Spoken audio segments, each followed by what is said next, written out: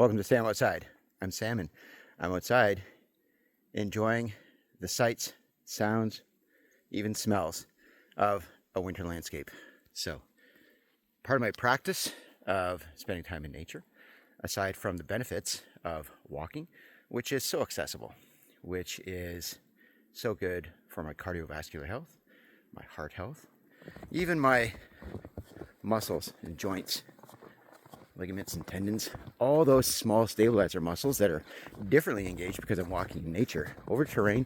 And yeah, a little bit of snow here out off the shores of Heart Lake, about to enter the hardwood stands. It's definitely a treat for the eyes. There are some birds, chickadees and nuthatches, chirping around, and there's been quite a bit of activity. Some deer tracks, some fox, and a pine marten recently bounded through the coniferous forest there behind me, probably looking for squirrels, right? Just touring its territory, see what else. So yeah, there's some squirrel prints as well, even the odd mouse track. But what's really caught my eye this morning, as I enter the ridge up top the hardwood stand, it's a little more exposed to the wind, and we've had a good snowfall, a little bit of a weather event. So as I traverse the landscape, you can see there the trees that are behind me. All right, we're just noticing, the myriad of grays. But what I'm looking at in the trail ahead of me, quite a contrast. So I can tell the direction of those prevailing winds. So most typically in my area, we're getting snow effect weather coming from the southwest off the Great Lakes, right? So there it is. I didn't really notice it as much as I was down toward the lake with the shelter of the coniferous trees. In fact, hardly any snow. But up here, top of the hill, top of the ridge, in the hardwood stand, yeah, I know that just based on my knowledge of where north is, that all the snow that is right to the tops of those trees is clinging quite successfully and quite significantly on the southwest side of all these trees. So it really does add to my sensory experience and my curiosity, my wondering, as I notice, what's happening in nature, and it draws my mind and my curiosity to what caused that, and how did that happen, and where did it come from. So others might take it for granted, they might notice it, but do they really start to internalize it and think about it? And so as I think about the activity of the wildlife, as I think about the activity of the birds, and even my own activity, I know that here on the top, there's no cover. In fact, the wind just pounded the sides of these trees. So again, not getting the significant snowfall here on top of the ridge because the snow would have been blown around.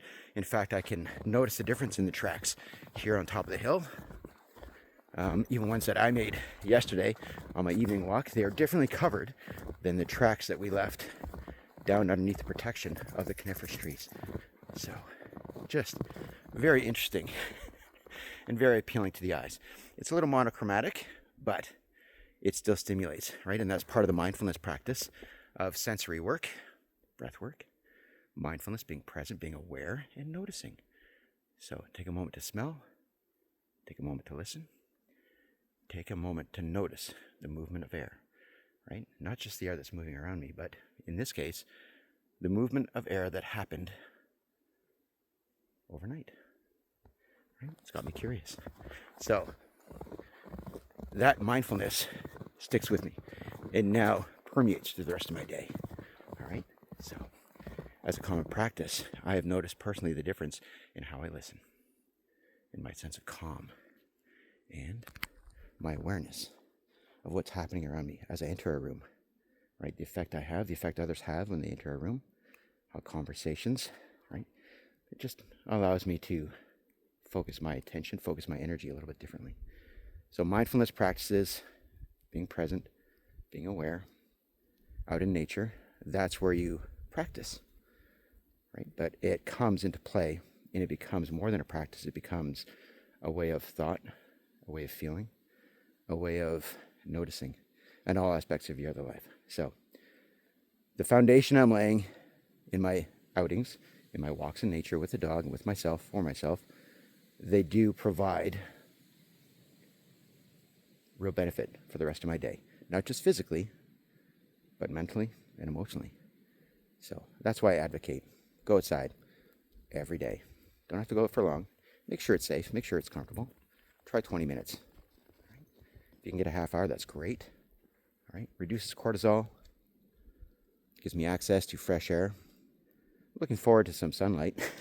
Might not happen today, but I'm getting more natural daylight and the benefits of that than if I were to spend the rest of my day indoors, which would be way more comfortable and so much easier. But this is a practice, and I understand and appreciate, and I'm grateful for the capacity to do so, and the capacity to share in what it is I'm grateful for, the benefits of spending time outside. So please, go outside.